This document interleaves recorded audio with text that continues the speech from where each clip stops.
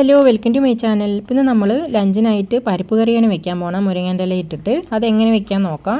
ഞാൻ അടുപ്പത്ത് ആദ്യം തന്നെ പരിപ്പ് വേവിച്ചെടുത്തു. അതിൽ മഞ്ഞൾപ്പൊടിയൊക്കെ ചേർത്തിയാണ് വേവിച്ചെടുത്തിരിക്കണേ. അത് വെന്ത് വന്നിട്ടുണ്ട്. നമുക്ക് മുരിങ്ങൻ്റെ ഇലയിലേക്ക് ഇട്ട് കൊടുക്കാം.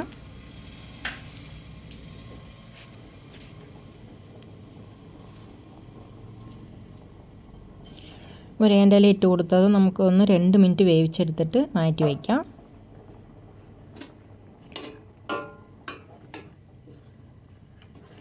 നമുക്കിനി താളിപ്പിനായിട്ട് ഞാൻ മൺപാത്രം വെച്ച് വെളിച്ചെണ്ണ ഒഴിച്ച് കൊടുത്തായിരുന്നു. വെളിച്ചെണ്ണ ചൂടായതും 1 ടീസ്പൂൺ കടുകും 1 ടീസ്പൂൺ ജീരകം ഇട്ട് കൊടുക്കുന്നുണ്ട്. അതിന് ശേഷം ഒരു 5 വെളുത്തുള്ളി ചെറുതരിഞ്ഞത് ഇട്ട് കൊടുക്കുകയാണ്. ഒരു 3 പച്ചമുളകും 2 ഉണക്കമുളകും ഇട്ട് കൊടുക്കുന്നുണ്ട്. ഒന്ന് മിക്സാക്കി കൊടുത്ത ശേഷം കുറച്ച് കറിവേപ്പില ആഡ് ചെയ്യാം. നമുക്കൊന്ന് മിക്സാക്കി കൊടുക്കാം.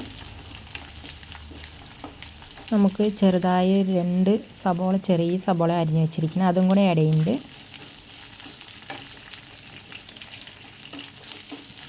ഒന്ന് മിക്സാക്കി കൊടുത്തിട്ട് നമുക്ക് ഒരു ചെറിയ തക്കാളി ഞാൻ അതിൽ ആഡ് ചെയ്യുകയാണ്. ചെറുതായി അരിഞ്ഞ് വെച്ചിട്ടുണ്ടായിരുന്നു, അതും കൂടി ഇട്ട് കൊടുക്കുന്നുണ്ട്. നമുക്കൊന്ന് മിക്സാക്കി കൊടുക്കാം. ലേശം ഉപ്പ് ഇട്ട് കൊടുത്താൽ പെട്ടെന്ന് വെന്ത് കിട്ടും.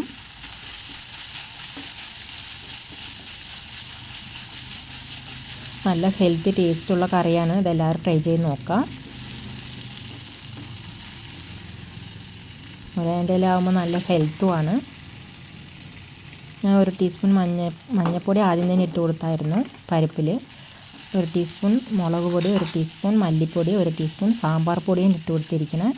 അപ്പോൾ നമുക്കിതെല്ലാം കൂടെ ഒന്ന് ഇട്ട ശേഷം മിക്സാക്കി കൊടുക്കാം. ആയി വന്നിട്ടുണ്ട്. ഇനി നമുക്കതിലേക്ക് വേവിച്ച് വെച്ചിരുന്ന പരിപ്പും മുരിങ്ങൻ്റെ ഇലയും ആഡ് ചെയ്യാം. നമുക്കൊന്ന് മിക്സാക്കി കൊടുക്കാം. അതിന് ശേഷം ഒരു 1.5 ടീസ്പൂൺ ഉപ്പും കൂടെ ഞാൻ അതിലേക്ക് ഇട്ട് കൊടുക്കുകയാണ്.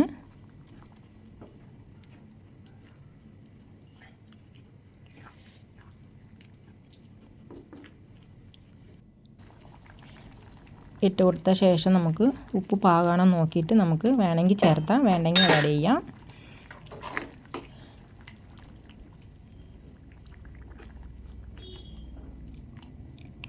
ടേസ്റ്റി ആയിട്ടുള്ള മുരിങ്ങൻ്റെ ഇല കറി, പരിപ്പ് കറി റെഡി ആയിട്ടുണ്ട്.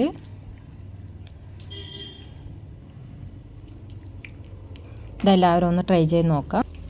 ഈ വീഡിയോ ഇഷ്ടമായെങ്കിൽ സപ്പോർട്ട് ചെയ്യാൻ മറക്കരുതേ. Thank you friends.